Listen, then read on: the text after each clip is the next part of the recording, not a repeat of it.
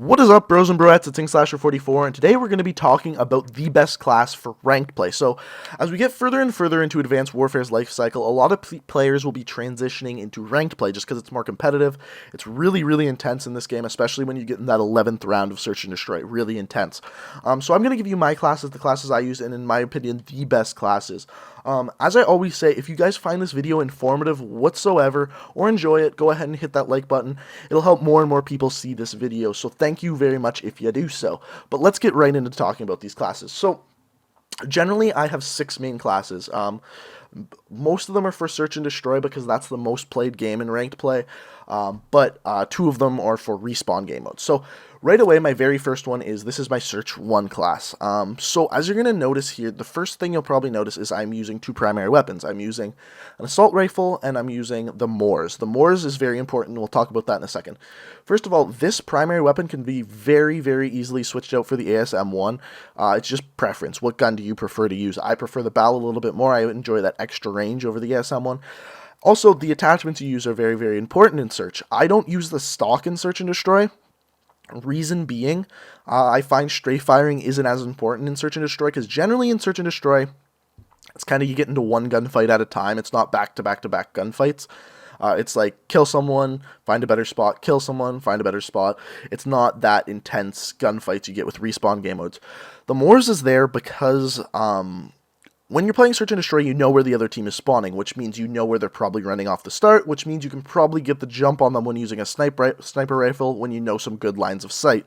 So it's really, really, really important to get those kills right off the jump, because that can be the difference between winning and losing a round of Search and Destroy, getting that very first kill.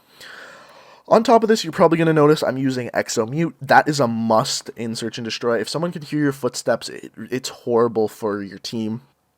It just kind of shows the other team where you are, and generally when one person is in search, there's probably another person on their team pretty close, so it's really, really important you use Exo Mute. On top of that, I'm using Overcharged, as you can see right there.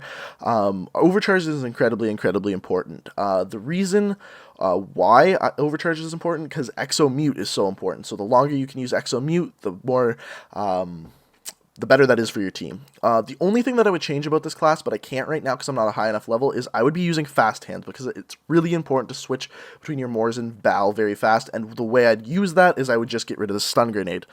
We're going to talk about why I use stun grenades in a second here. So that is my main Search and Destroy class. We're going to go through the rest of these classes a lot faster now. So my 2 respawn classes are pretty much the same. One of them I'm using the BAL, one of them I'm using the stun grenade, the ASM-1. The stun grenade I should be using on both classes. The reason being is because you can blow up stun grenades in the air. So let's say you throw a grenade into a room, but there's a window on the other side and you're worried it's going to go to the window on the other side. Using a stun grenade, you can just blow it up once halfway through the room by double tapping square. You can't do that with frag grenades, so that's really, really important. You can also use it to stun check rooms to know whether someone's in there or not. That's pretty good in Search and Destroy as well. The attachments I'm using here are stock, foregrip, and quick draw. I just find those are the best 3 attachments in the game. Nothing else to it. So some other things you're going to notice is I'm using flak jacket. Flak jacket's really important when using hardpoint. And there's no point in using low profile, none whatsoever. Reason being, you can't use UAV. So what aren't you allowed to use in ranked play? So first of all, you're not allowed to use UAV, you're not allowed to use system hack. On top of that, you're not allowed to use Exo Stim, and you're not allowed to use Exo Ping. Also, no grenade launchers. That's pretty self-explanatory. So we've talked about why you should use stuns, we've talked about things you can't use, we've talked about the best perks, and we've talked about the best attachments. So let's look at the last 2 search classes I've set up. These are for when I don't have any good lines of sight off the start. I just use these instead. That way I can use the stock attachment. On top of that, one more thing we got to talk about is what if you're doing really, really horrible in ranked play. Well, that's my 6th class. That's my slow class right here. What this is the class that I use when I am doing horrible. Reason being, I just use foregrip and red dot sight. That way my shot is on target no matter what. I can get those kills.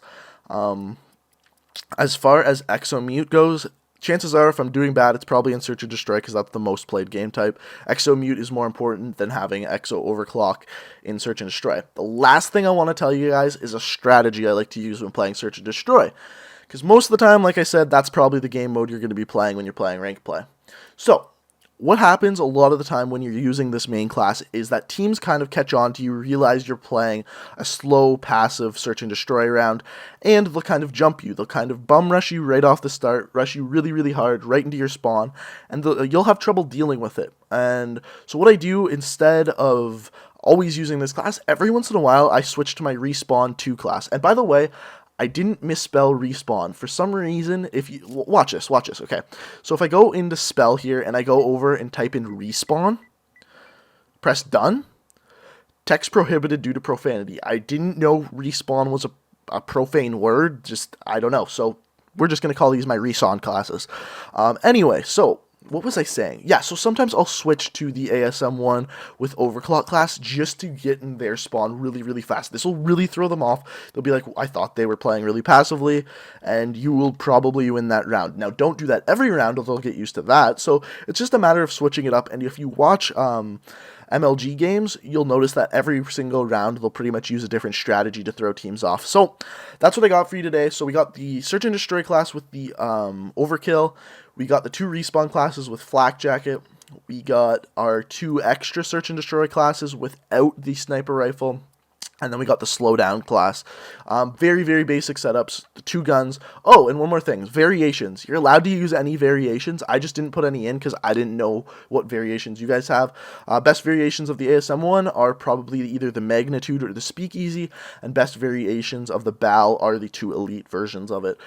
So that's what I got for you today. If you found it informative, go ahead and hit that like button. I put a lot of work into making these classes, so it would be very, very nice if you could hit that like button. So thanks for everyone who enjoyed, and until next time, everyone, love you guys, and peace out!